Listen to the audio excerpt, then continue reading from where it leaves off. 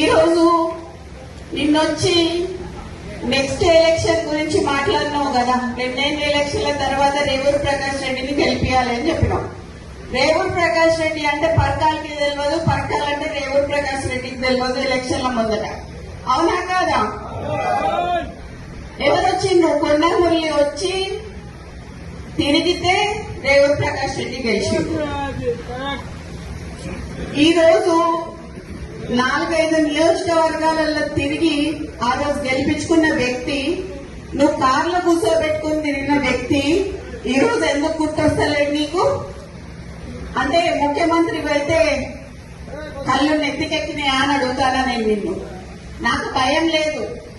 ఇవాళ పోతే రేపు 2 నాకు. ఎందుకు అని అంటే నా బిడ్డ నా కొడుకు ఎవరన్నా చూసుకుంటారు వాళ్ళని. నేను ప్రజల కోసం పనిచేసేదాన్ని, నేను ప్రజల మధ్యలో ఉండేదాన్ని. ఈ రోజు మా నాన్న నాకు అట్లే పెంచిండు, నన్ను భయం లేకుండా పెంచిండు.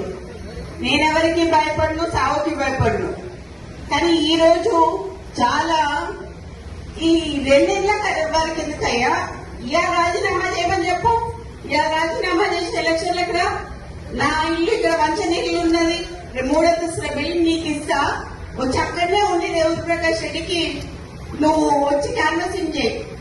రేవూరు ప్రకాష్ రెడ్డి గెలుస్తారా, లేకపోతే కొన్న కుటుంబంలో ఎవరి నుంచి గెలుస్తారా? ఈ రోజు నేను